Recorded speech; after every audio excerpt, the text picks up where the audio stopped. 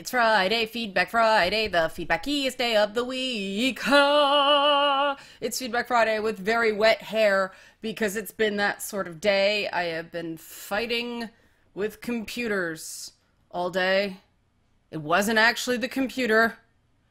It was things like YouTube and Facebook Live, but I have fighting through a computer. It's like the avatar of troubleshooting. And that's why my hair is wet, because I gotta get this stuff done. But it has been a lot of stuff this week. And then we're dealing with a copyright strike and all that. For those of you who don't know, every Thursday I produce, direct, switch, do social media for Ed the Sock Live as part of the FU network. It's an initiative that I've been a part of over and above this. And I think I'm going to deal with this and get this out of the way and talk kind of in general terms, because you guys know I don't like just calling people out. The problem is when I talk in general terms, people say I'm not specific enough, so I have to use specific examples to illustrate my point, and then those people get upset and say I'm attacking them. This is a no-win situation. So I'm going to do the best I can to try to make this point clear. There have been about 4,000 new subscribers to this channel over the last 2 months. I am not talking about a lot of you guys. You guys are new, and I understand this.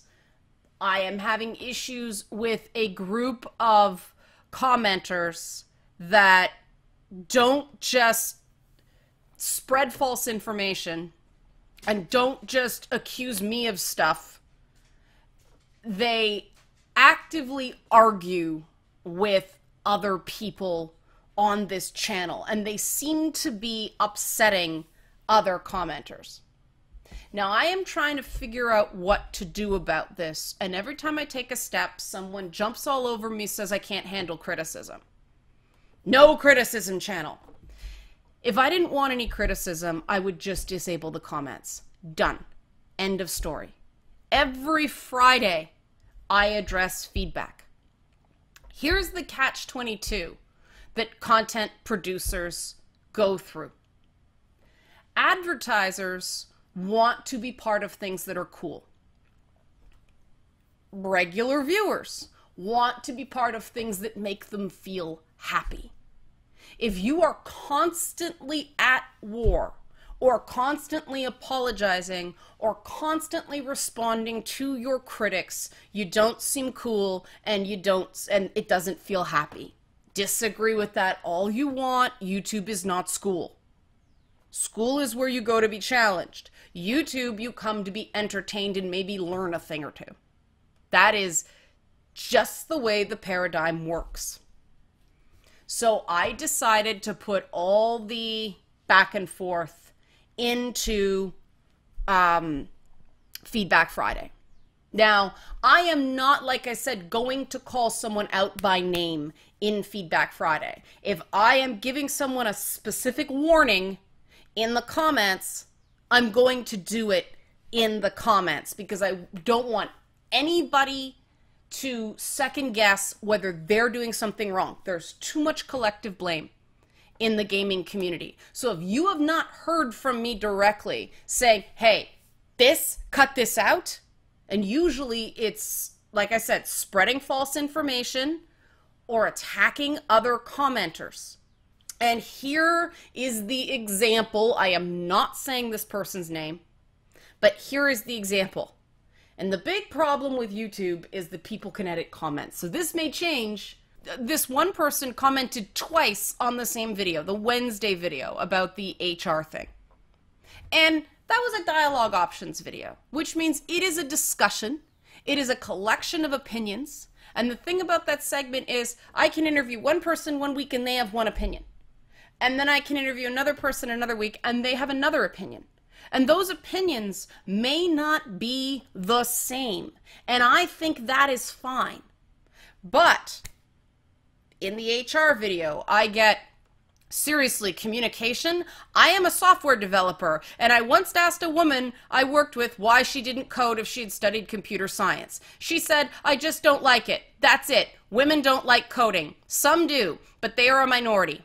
So we have someone who thinks that they can say what the majority of women want based on the opinions of one woman. You don't have to have a statistics degree to see that that's faulty logic. Do you know how people know they want computer science? They have a drive. They know they have to do it. It's like in the movie Matrix when the Oracle says being the one is like being in love. Nobody can tell you that. Exact science people are self-driven, naturally curious, and will study those things with or without anyone else's support. Nobody studies CS because it's cool or because there's a red carpet before them. Have you looked at your average computer geek? They are an unpleasant sight. Okay, that's a stereotype.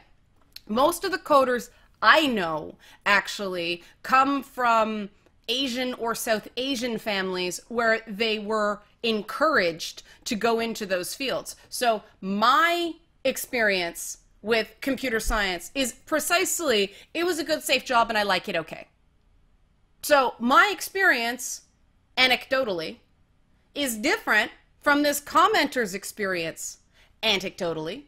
Who's right? We can't say who. Because it's all anecdotal. You can't ask one person and make that the opinion of everyone. And this is a person who says they are an exact science-driven person and they generalized and stereotyped. This is what I'm dealing with here, okay?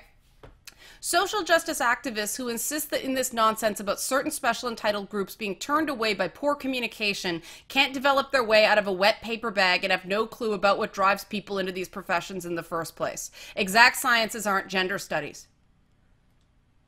This was a video about HR and about how to do merit-based hiring. And the whole point was if you have objective hiring and objective workplaces, you don't need to worry about diversity. And this is the comment. But they weren't done. Stop it, phone. They weren't done. They had to comment again, further down. And they got personal in this comment. And this was the one I responded to. I'm not sure what you mean tech, Leanna. You are not a developer. Artists aren't in tech either. A tech person is someone who actually develops the product, not a marketing or salesperson whose business involves tech. This person is saying that the artist who designs the spaceships in Mass Effect Andromeda, for instance, doesn't work in the tech industry. Okay, if that's true, what industry do they work in? The big problem video games have is hard tech, like hardware and like Windows and shit, wants to put gaming in arts and entertainment. And arts and entertainment are so threatened by gaming that they want to put gaming in tech.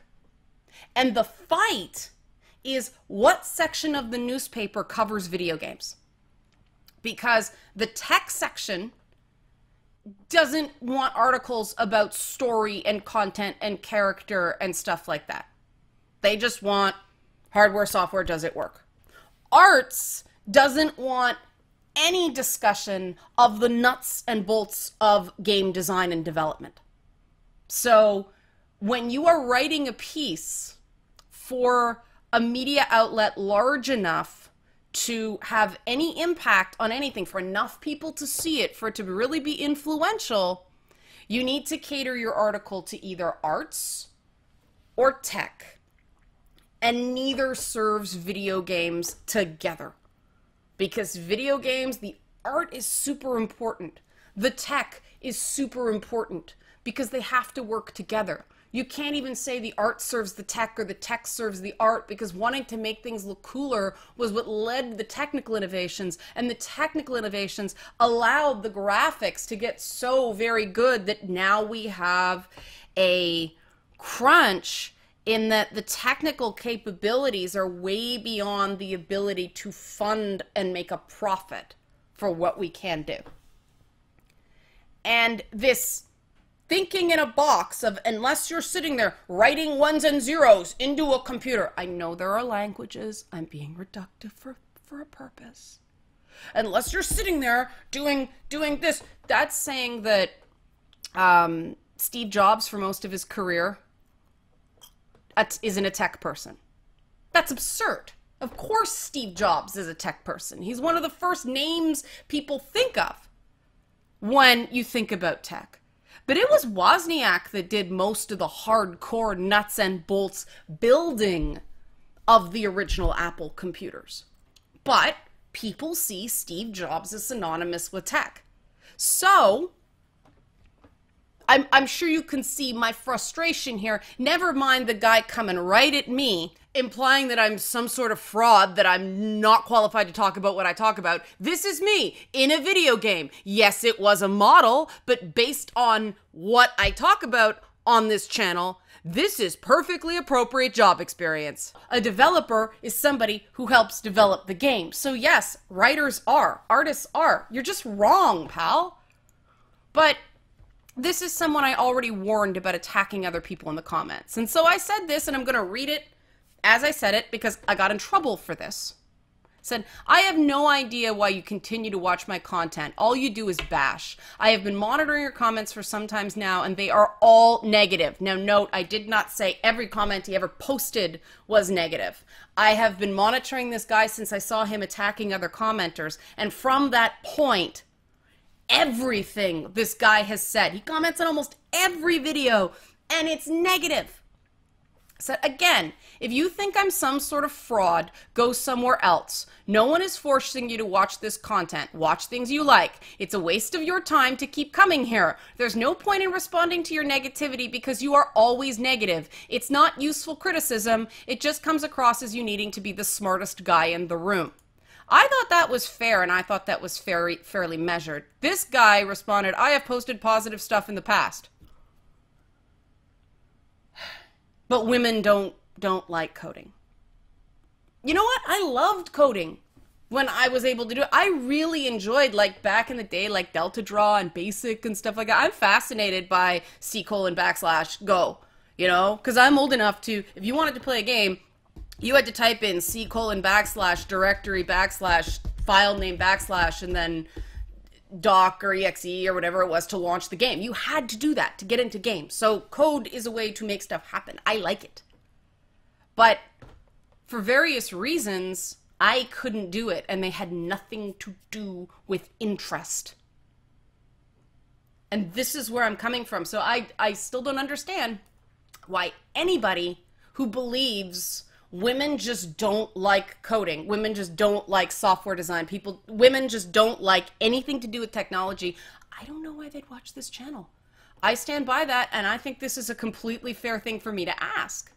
But then someone else jumped in. You keep telling your critics to not watch you. Is this going to be your position? No negative comments? If you are negative, get out?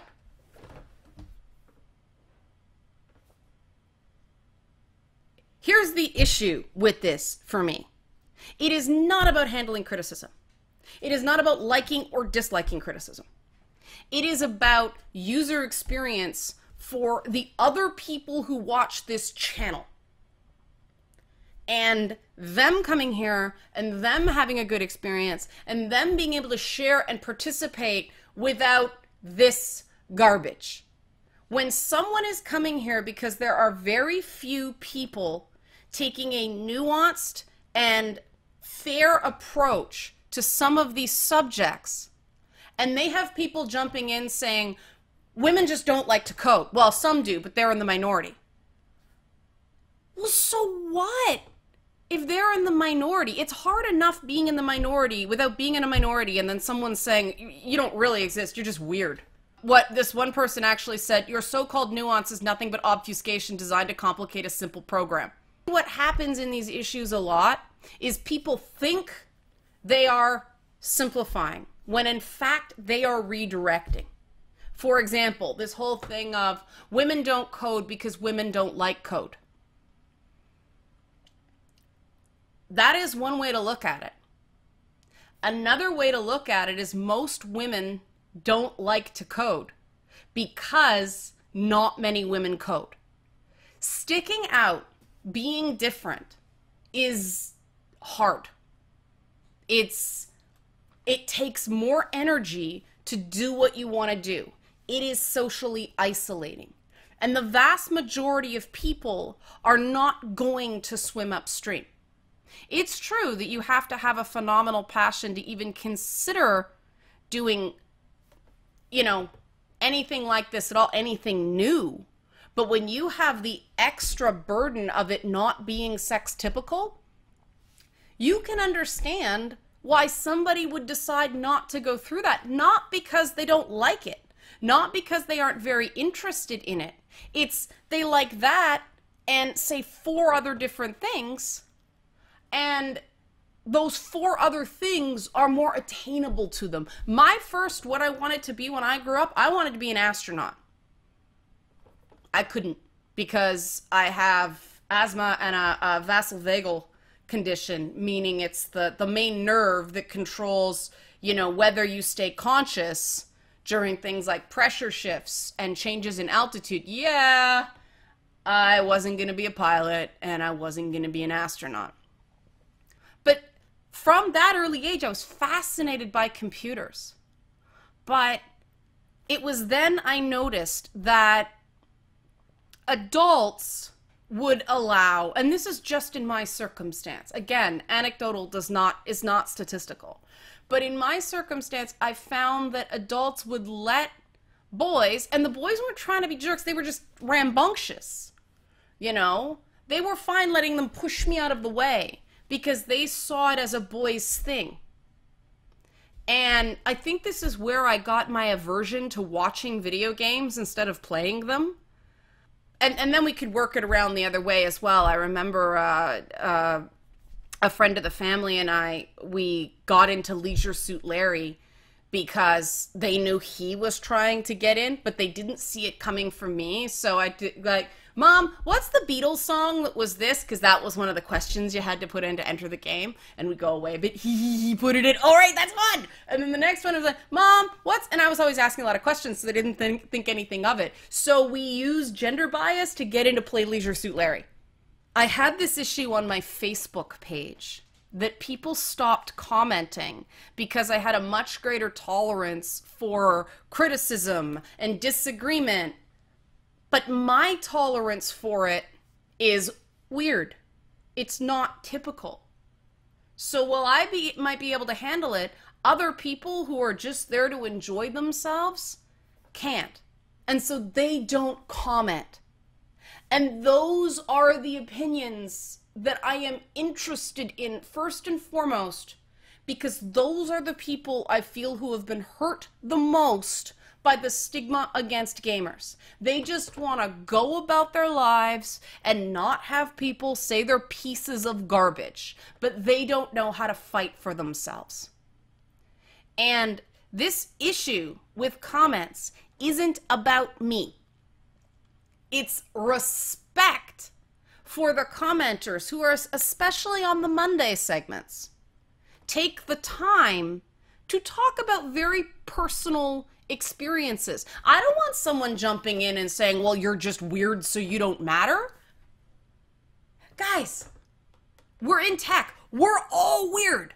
We are all not normal, okay? It is factually accurate that most women don't give a shit about computer code. Guess what? The majority of men don't give a shit about computer code either. Men are in the minority too. And, we're all anomalies. We all are. Human beings were never designed to sit here we keep hearing the body was designed to move. Well, some of us like cerebral pursuits. Back in the day, we'd be in the lab with old Frankenstein thing, and lightning and things coming down and, test tubes and all that stuff. We'd be doing that instead. But that got a boom during the Victorian age because eccentricity was more tolerated. And there were actually very solid reasons for that. People were living closer together.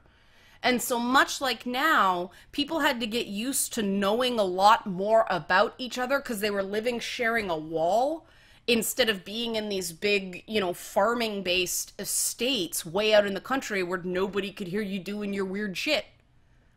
Today, oh, your kid's acting weird. Put them on a pill or send them to a doctor or all this stuff. Don't try to understand them, because if your kid's not normal, their life is going to be hard. So this idea that we should just disregard the viewpoint of women who are interested in tech because they are strange. Well, you're talking, this is my channel. This is my channel. And that was why I had the reaction. Like, if you think that, why are you here?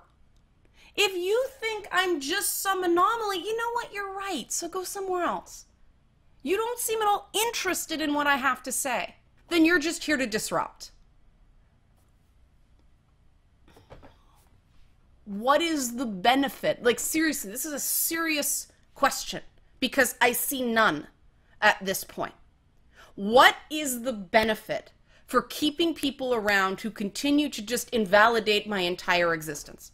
This seems stupid to me, especially since, you know, in a single comment, they negate their own identity by saying they're a hard facts person, and they, you know, make at least 2 errors in reason right there. Like, that's bad code. So that's the question for the week. If there is an actual benefit that someone can see, I am happy to hear that and keep this. But I'm not seeing it. I am seeing a reduction in user experience and no upside. This seems like somebody who just wants to convince me that I have no right to exist. So give me your answer on that. I want to touch on a couple other things because it's not fair to other people that this dominates the entire thing. Because one person asked, and it was, I answered in the comments, but I think I should talk about it in the Momo Monday thing. They said, Leanna, the more videos you produce, the more subjects I recognize are lacking formal writing about them. Do you have any plans for further writing on lapses of critical literary theory for interactive media? And my response was absolutely. I wanted to elaborate on that. I have been dipping my toe in actually turning some of this stuff into books, especially Gamer's Guide to Feminism. And there's one fellow gamer who has been really encouraging. He owns a small publishing company, but books are not videos, right? Turning this into something that seems coherent has proven something of a challenge. So I'm going to get Lady Bits up and running, assuming things don't keep breaking. But I'm going to try to get Lady Bits up and running and then go back to that, because a lot of Lady Bits is going to be, let's actually break this stuff down and let's actually see what's known and not known. And let's actually start getting a lexicon for this stuff, because I say it again and again and again. Tools borrowed from books and movies and TV shows do not work in games. Another person asked, and this is a new comment, why am I not appearing in my videos for Momo Monday? That was actually done as my intent was to get people to focus on what I was saying, not what I look like. Because believe it or not, I get a lot of flack for being too pretty, and it becomes a distraction. You know, you get the show your tits and all that stuff, and I really don't care, but it's a distraction. And if I take appearance out of it completely, the only thing people can make fun of is the sound of my voice. But at least that's not, you know, that stereotype of appearance-based stuff. And some criticisms I got early on was I was just using my looks to get ahead, that I really didn't know what I was talking about, that people only listened to me because I was pretty. So I do some videos with no on camera. I do some with on camera, and you guys can see I don't care terribly much about what I look like. My hair has been drying while I've been talking to you. Looks much better now than it did when I started. But that's why I do it.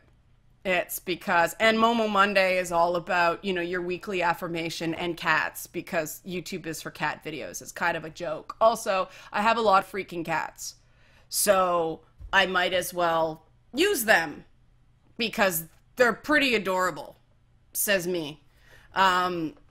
moving on to the Mike Pence, Bill O'Reilly video, that went a lot better than I thought.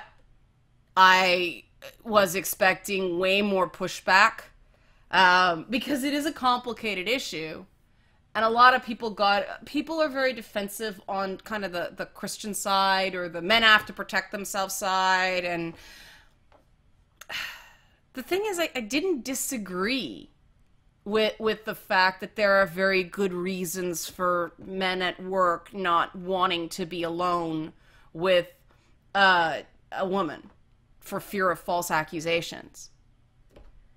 What I was trying to get across is what happens to those of us that, you know, aren't looking to catch anybody up, just want to do the job, and guys can't tell which is which, you know. And this is not the issue with Bill O'Reilly, as far as anyone can tell. Like, it's all allegation, but apparently there are recordings.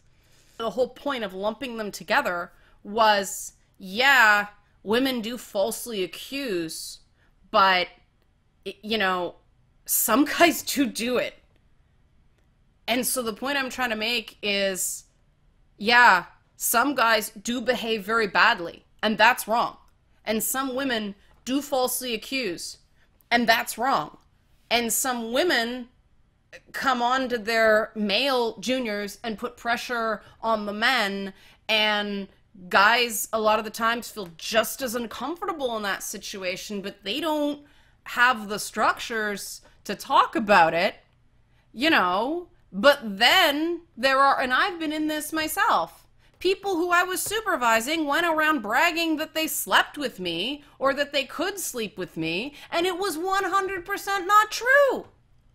So there's 4 quadrants here, and the one group that isn't getting any attention whatsoever is the vast freaking majority of people who have done nothing wrong and are just minding their own business.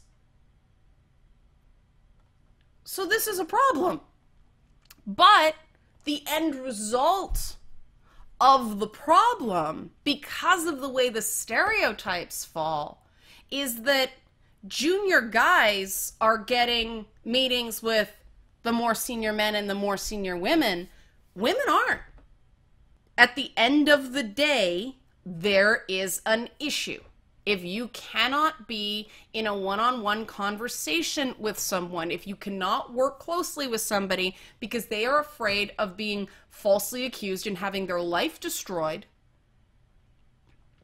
and that's just the way the human brain works. Like, the human brain overvalues threat because, hey, if that bush moves and it's nothing and you ran away, no big deal. You live to run away another day. But if that bush moves and you don't move and it's a saber-toothed tiger, well, you're lunch. We can't reject that. And that, oh, give women opportunities. Well, here's what happens. You have that trusted person that you work well with, and they can keep things under their hat, and they have got your back, and they have kept your secrets. When it comes time to reward a promotion, of course, you are going to pick that person. That is invaluable in business. But if you can't have that person because she's female and you don't want to be falsely accused, well, this is a problem that has negative outcomes. It's no one's fault, right? It is no one's fault. But what I don't understand is the people who decide to get angry at women, and this is not me generalizing, this is them. Women can't be trusted, right? You don't tend to hear as often, well, other guys screwed up, so now I have to be careful. It's turning women into the antagonist, and that's only one part of the pie. Tough choices like this, business choices, don't go down to a 1 and a 0. It's more 1 0, 1 0 1, 1 1 0 1 1. It's this binary string of binary choices. Coders should know this. To extend the metaphor, no. Choices are not about a 1 and a 0. It's a string of 1 and 0s, and you have to consider every on-off switch so you can create a proper path that's actually going to work. and not have the computer just go, no, not doing it, wrong, do it again. Because anybody who's done code knows that you can do everything right, but if you've got one error, if you've got one mistake in one line of your code, it's not going to work properly. Well, issues like this, decisions like this are the same. And so if you oversimplify and you're reductive in your analysis and therefore in your decision-making process, you're going to make the wrong call and you're going to spend a lot of time and a lot of money treating the wrong illness. And my entire purpose here is to outline how challenging these things are. And the reason I do that is because when I offer a solution that is different from the ones you have previously heard, it's because I'm factoring in that nuance. I am factoring in those complications. If you want something reductive and simple and men are at fault or women are at fault, go somewhere else. There is that content. If that's what makes you happy, there are tons of channels. Like, there are tons of channels that bash women. There are tons of channels that bash men. Go find those. It's not here. And it's never going to be that.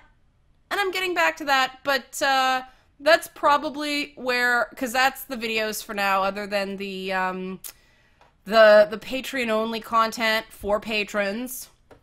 And the Red and Rich podcast, or Rich and Red podcast, right? He's got top billing. That should be up by now. I went on a big rant about Mass Effect Andromeda. Do you guys want to see Andromeda stuff on this channel? I mean, I did that one video, but that was about the marketing.